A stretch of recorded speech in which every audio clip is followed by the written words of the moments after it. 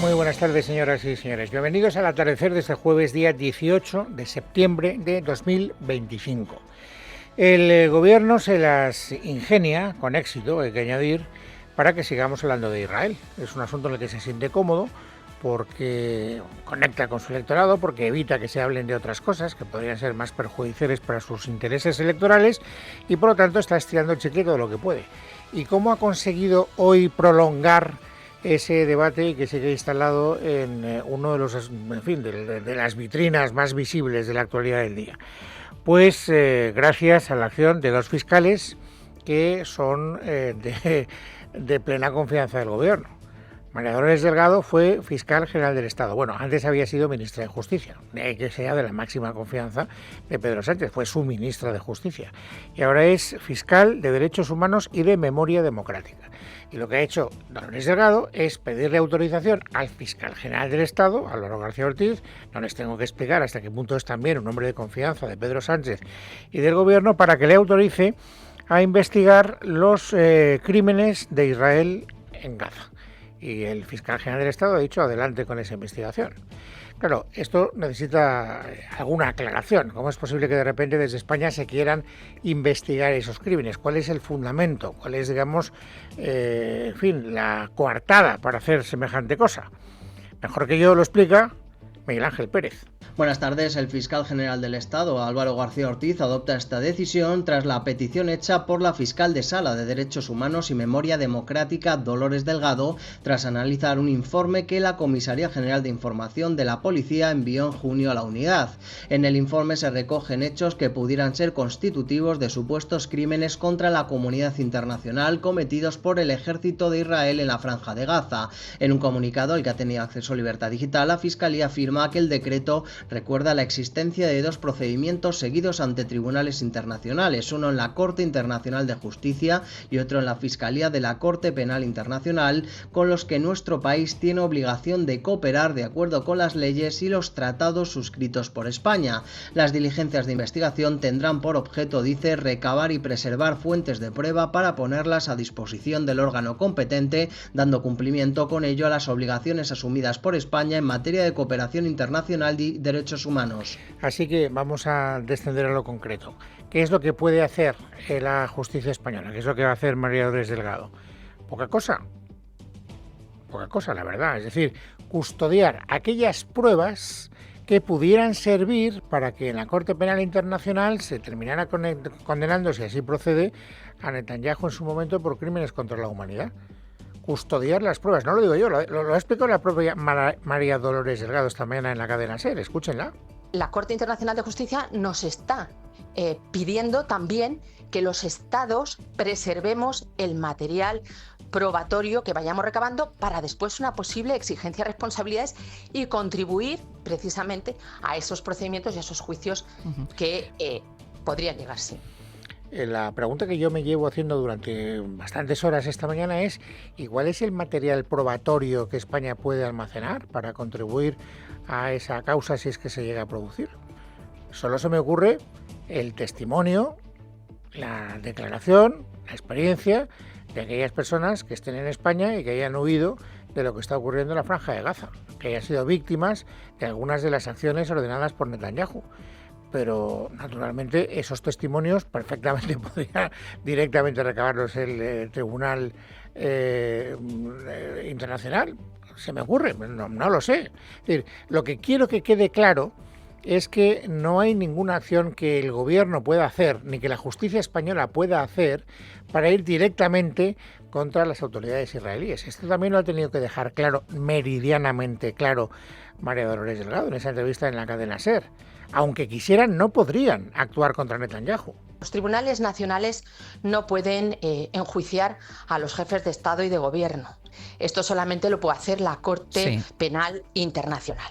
Bien, esto está claro, así que nunca podríamos perseguir o acusar, en este caso, a Netanyahu. Eso está claro y fuera de toda duda.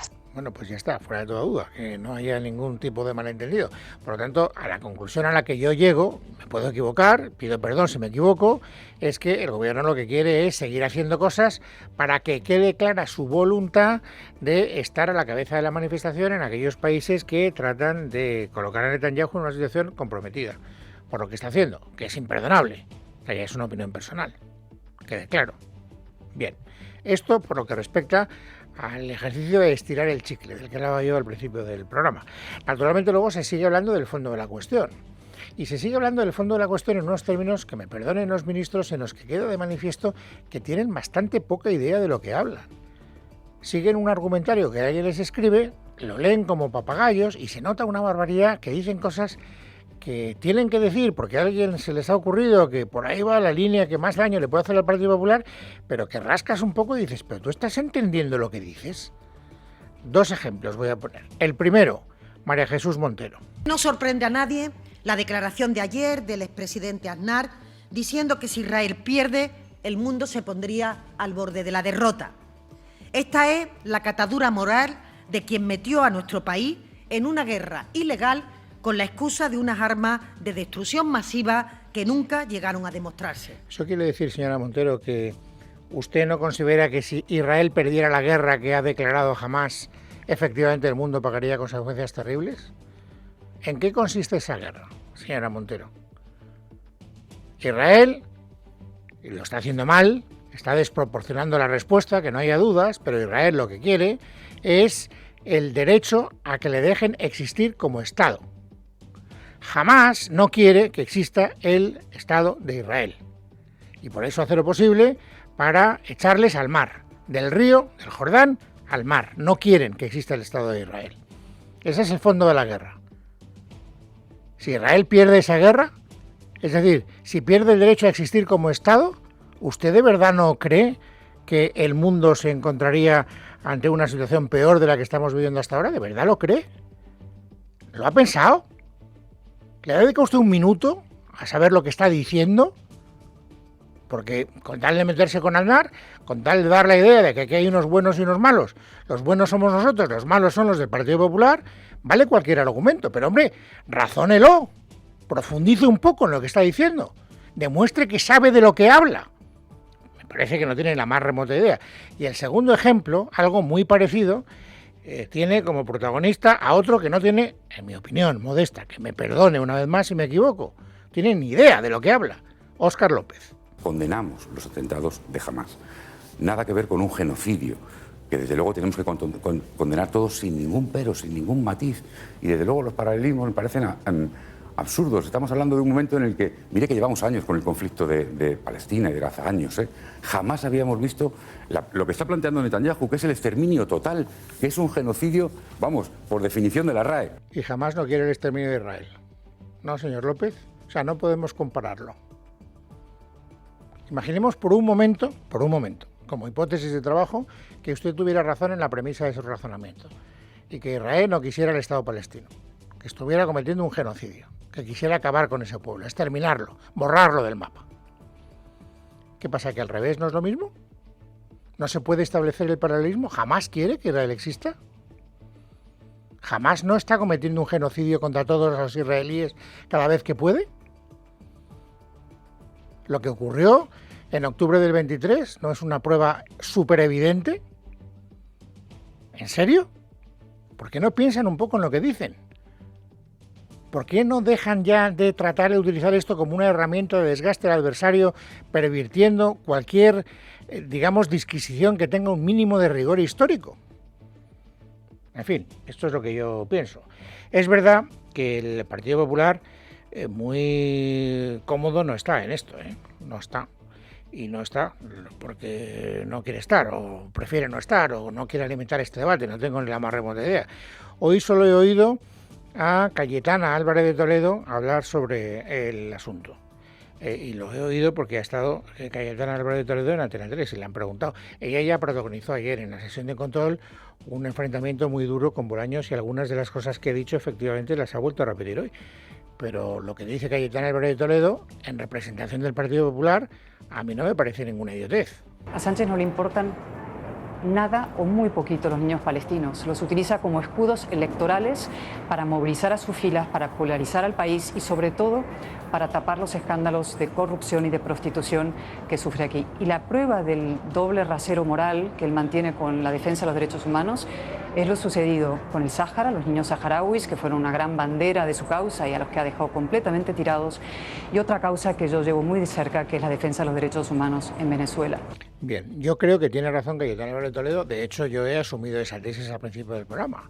Digo, están estirando el chicle, están consiguiendo un día más que hablemos de lo que a ellos les interesa hablar, que es Israel. Y vuelvo a repetir que no me parece un asunto baladí, no quiero banalizar la barbaridad que está perpetrando Netanyahu en Gaza. Yo no tengo ningún reparo en hablar de genocidio. Ya he discutido con Federico Jiménez Santos esta mañana y no pretendo que todo el mundo me dé la razón. Pero esta es una opinión personal, que yo defiendo desde el punto de vista personal. Por lo tanto, no quiero trivializar el problema ni quiero echarle agua al vino. Lo que digo es que el gobierno, en línea de lo que acaba de manifestar Cayetano Álvarez de Toledo, está utilizando esto como cortina de humo. Porque mientras se hable de esto, no se hablará de otras cosas. Y eso que el Partido Popular está tratando, sin mucho éxito de momento, de sacar a relucir algunas otras cuestiones que permita que se hable también de algo o de otras cosas que al gobierno lo coloquen en una situación más apurada. Hoy ha habido un intento interesante, quiero decir. A las 12 del mediodía ha convocado una rueda de prensa Alicia García, que es la portavoz del Partido Popular en el Senado. ¿Por qué? Pues porque el Partido Popular, después de leer detenidamente la memoria del fiscal general del Estado, que se presentó en la apertura del año judicial, ha descubierto que la propia Fiscalía General del Estado dice, oiga, hemos tenido un problema. Y es que las pulseras que utilizan los maltratadores que tienen orden de alejamiento para que no se acerquen a las víctimas dejaron de funcionar durante unos meses. Hubo un cambio de operador y durante algún tiempo, no sabemos cuánto, ahora lo verán, dejaron de funcionar y por tanto dejaron de recibir la información que podía haber sido utilizada en juicios contra aquellas personas, aquellos maltratadores que no respetaron la orden de alejamiento de sus víctimas y que por lo tanto pusieron en riesgo la seguridad de las víctimas de malos tratos. Repito, es la Fiscalía General del Estado, por lo tanto, un origen nada sospechoso, quien, pone el foco en esta cuestión. Y naturalmente el Partido Popular lo que ha hecho esta mañana es decir, oiga, aquí tenemos un escándalo. El resumen, la exposición del escándalo por parte de Alicia García ha sido este. Hoy sabemos que el Gobierno dejó solas a las mujeres víctimas de violencia de género. Durante meses, sin acceso a datos de localización. Mujeres que no pudieron demostrar el quebrantamiento de una orden de alejamiento sufrieron un daño irreparable.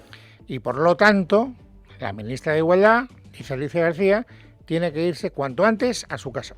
Quien juega con la vida de las mujeres maltratadas debe marcharse ya.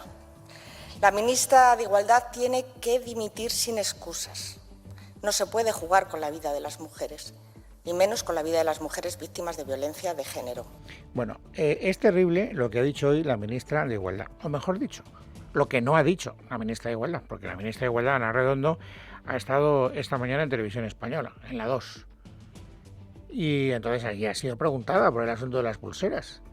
Y fíjense, no tiene ni idea de durante cuánto tiempo ni a cuántas personas le afectó ese fallo. Y además no tiene ningún escrúpulo en reconocer que no tienen idea. Sí que me gustaría conocer lo que la Fiscalía entiende de casos, muchos casos. Nos hemos puesto en contacto con la Fiscalía, también hablaremos con ellos para que nos digan exactamente qué número de casos, porque no se puede hablar de muchos casos. Nosotros barajamos un número muy, muy pequeño de casos, un número que no llega al 1%. ¿Y por qué no hacer una investigación más seria? Pero aparte de que el 1%, no sé, eso en números cuantitativos, no proporcionales, no porcentuales, a cuánta gente supone.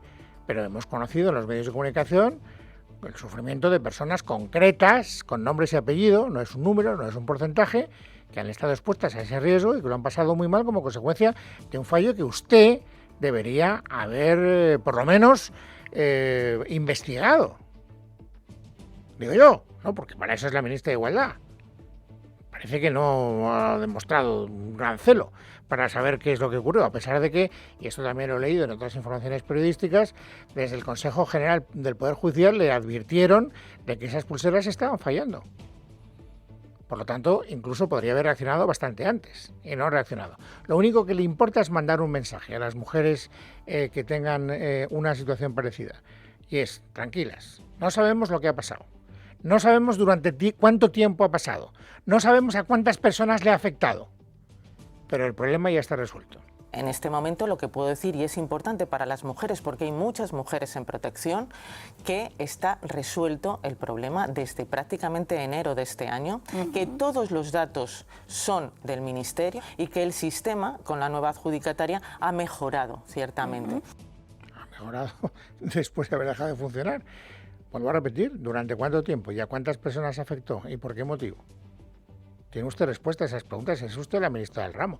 El gobierno naturalmente no quiere ni en pintura que este debate se instale en la opinión pública, y eso lo han dejado manifiestamente claro algunos representantes del propio gobierno que hoy han tenido que hablar, no por iniciativa propia, sino respondiendo a preguntas de los medios de comunicación sobre esta cuestión. Fíjense con qué soltura María Jesús Montero ha echado balones fuera. Creo recordar, ¿no?, que la ministra de Igualdad esta mañana ha hecho declaraciones en el sentido de que ha habido alguna incidencia que ya está resuelta.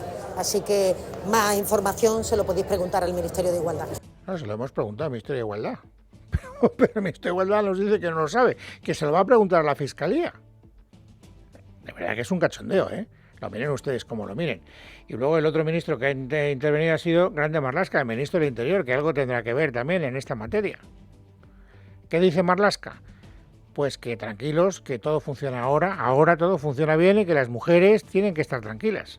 Garantizar en primer lugar a todas las mujeres víctimas de violencia de género que sepan que tenemos todos los medios, todas las capacidades y todos los elementos para garantizar su seguridad. Bueno, y luego estamos, mejor dicho, seguimos a la espera de que haya novedades en algún futuro, que no sabemos si es muy próximo o no, que devuelva otra vez el asunto de la corrupción al primer plano de la actualidad política. Lo digo porque se sigue hablando de informes de la UCO que están al caer, pero que no terminan de caer. A propósito de eso, se ha producido esta mañana una conversación que me ha parecido interesante. Casi todas las conversaciones de Carlos Alsina en Onda Cero me parecen interesantes. Hoy he entrevistado a Ángel Víctor Torres. Y ha habido un momento de la conversación que a mí me parece que ustedes deberían conocer. Y a mí lo que me ha llegado es, en el de Francina Armengol parece que al final no hay gran cosa, o nada penalmente reprochable. En el de Ángel Víctor Torres sí. De Torres sí hay material. ¿A usted esto le ha llegado como me ha llegado a mí? No, a mí no me ha llegado. ¿No? ¿Usted no ha escuchado esto en ningún sitio? No, y repito que tengo la absoluta tranquilidad de las acciones realizadas y he sido acusado de pedir comisiones, jamás en mi vida lo he hecho, de beneficiarme patrimonialmente, de estar con pisos con mujeres que son sufridoras de lo sexual, y hay un ataque claro que he evidenciado que es absolutamente falso, ¿no? Me interesa más la primera parte, porque si Alsina tiene noticia de que efectivamente en el informe de la UCO sobre Ángel Víctor Torres hay cosas, pues hay que ponerse en guardia. Entre otras cosas porque no sería la primera vez y no quiero incurrir en el error de dar por supuesto algo que desconozco en absoluto, ¿eh? No tengo ni idea de si Ángel Víctor Torres va a salir o no va a salir mal parado en ese informe que conoceremos en algún momento. Lo que digo es que hay otras personas que están en su misma situación que con carácter previo desmintieron con una fachundia, con una rotundidad descarada cosas que luego se demostraron ciertas. No digo que esto vaya a suceder de nuevo. Digo que tenemos derecho a recelar de los desmentidos del gobierno porque a los antecedentes me remito. Y luego hay otro segundo asunto, ayer se lo contaba porque Miguel Ángel Pérez nos lo contó con todo detalle. Él está manejando información que le permite pensar que Víctor de Aldama tiene muchas ganas de hablar de la financiación irregular del Partido Socialista.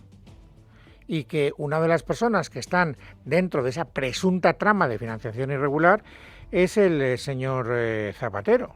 Hoy le han preguntado a Óscar López, ¿hay financiación irregular en el PSOE?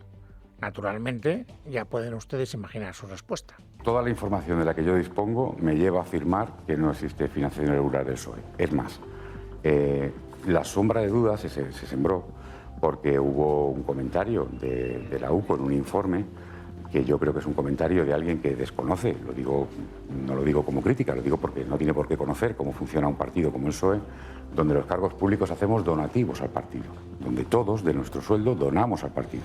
Bueno, no parece que el partido esté muy preocupado, porque de hecho a Zapatero le siguen encomendando tareas importantes. Zapatero, insisto, según Al-Lama, cito la fuente, es una de las personas claves en la trama de la financiación irregular, pero es que Zapatero está en Suiza, entrevistándose con Puigdemont porque así lo ha decidido el presidente del gobierno.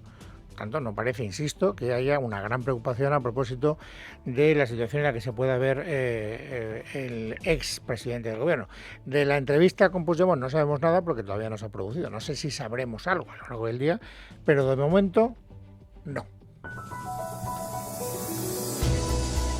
Bueno, es jueves, es 18 de septiembre de 2025. Vamos, amigos, ahora a completar el paisaje informativo sobresaliente del día. Esther Nieto, bienvenida, buenas tardes. Buenas tardes, Luis. Comenzamos en la crónica de tribunales porque hemos conocido hace apenas una hora que el instructor del caso Koldo en el Tribunal Supremo, Leopoldo Puente, ha acordado mantener en prisión provisional sin fianza al exsecretario de Organización del PSOE, Santos Cerdán.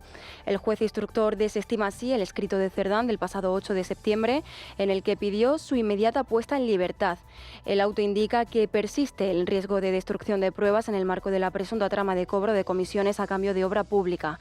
Además, Leopoldo Puente recuerda que la prisión provisional de Santos Cerdán fue decretada en esta causa el pasado día 30 de junio, por lo que es obvio que el plazo que opera como límite legal máximo de duración de la referida medida cautelar, es decir, 6 meses, no ha transcurrido ni tampoco su mitad, concluye el magistrado. Y no dejamos de lado la crónica de tribunales porque hoy Javier Enríquez Romero, el hijo de José María Enríquez Negreira, el vicepresidente del comité arbitral, ha declarado ante la jueza desvinculándose de los pagos millonarios que el Fútbol Club Barcelona realizó a su padre durante casi 20 años. Según su testimonio, él se enteró de esas sumas, que superan los 8 millones de euros, con disgusto y ha asegurado que dichas cantidades estaban relacionadas con asesorías que no tenían realmente cometido ni justificación. También han prestado declaración como imputados los expresidentes del Fútbol Club Barcelona, Josep María Bartomeu y Sandro Rosell, que han justificado los pagos a la familia Negreira asegurando que eran asesorías deportivas. Según Bartomeu, los informes servían para preparar mejor los partidos tanto del primer equipo como del filial y eran una contraprestación económica por un servicio real. El expresidente culé ha salido visiblemente satisfecho de la sesión. Hoy ha quedado claro que muchas de las teorías que se han vertido los últimos años han quedado anuladas, se han aclarado muchos temas, sobre todo se ha aclarado que había unos servicios de asesoramiento deportivo, de informes arbitrales, post partidos y que en ese momento había una contribución económica a pagar. Escuchamos a Josep María Bartomeu y sepan también que el Juzgado de Instrucción número 3 de San Bartolomé de Tirajana, en Gran Canaria, ha acordado abrir juicio oral a los 4 futbolistas, entre ellos el defensa del Real Madrid, Raúl Asencio, y los exjugadores de la cantera de filiales del club, Ferran Ruiz, Juan Rodríguez y Andrés García, acusados de haber difundido sin permiso vídeos de contenido sexual que afectan a 2 jóvenes, una de ellas menor de edad. Según ha informado el Tribunal Superior de Justicia de Canarias, el juez exige a Ruiz, Rodríguez y García que depositen sendas fianzas de 20.000 euros, mientras que requiere a Raúl Asencio que aporte una de 15.000 euros. La diferencia está en que a los 3 primeros no solo se les acusa de haber difundido los vídeos, sino de ser los autores de esas grabaciones sin contar con permiso de las afectadas. Y cambiamos de asunto porque hoy en el Pleno de la Asamblea de Madrid, además de Palestina, se ha hablado también sobre el velo islámico. El debate ha estado en el punto de mira porque Vox ha presentado una medida que plantea prohibir el velo en todos los edificios y espacios públicos dependientes de la Comunidad de Madrid, incluyendo escuelas, universidades, hospitales, instalaciones deportivas y parques infantiles. Los de Abascal consideran que esta prenda es contraria a los derechos fundamentales de las mujeres e incompatible con nuestra identidad, cultura y costumbres, y sostienen que es un elemento de sumisión de la mujer al hombre que rompe los principios de igualdad. Sin embargo, la presidenta de la Comunidad de Madrid, Isabel Díaz Ayuso, ha rechazado esta iniciativa. Nos da todos los detalles Paloma Cuevas. Pues Isabel Díaz Ayuso ha argumentado que para ella lo importante es que las mujeres vayan a clase, que sean formadas libres y que se quiten el pañuelo si ellas libremente lo deciden. Unas palabras de la presidenta madrileña que adelantan que la propuesta de Vox para que se prohíba el uso del velo islámico en los centros escolares y edificios públicos no va a contar con el apoyo de los populares. Escuchamos a la portavoz de Vox, Isabel Pérez Moñino, y a Isabel Díaz Ayuso. Estamos hablando de una imposición política, de una herramienta política de una ideología político-religiosa que quiere encerrar a las mujeres en cárceles de tela. Y esto es de lo que no quiere hablar el Partido Popular, que siempre se queda ahí en el camino del medio para al final no hacer absolutamente nada. Ni una sola enmienda han presentado a esta propuesta, pero nosotros lo tenemos claro.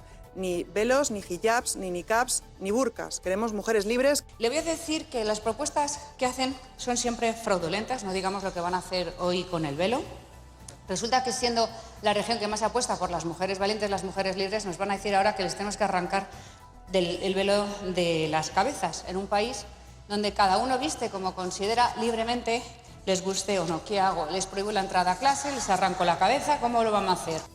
El PP no ha hecho ninguna enmienda, pero sí que ha adelantado que harán una propuesta alternativa. Argumentan que no están a favor de una prohibición general, pero que sí que están de acuerdo con que hay ciertas prendas que no se pueden vestir en centros públicos por seguridad. Durante su intervención en el Pleno, Ayuso ha nombrado el burka o el pasamontañas.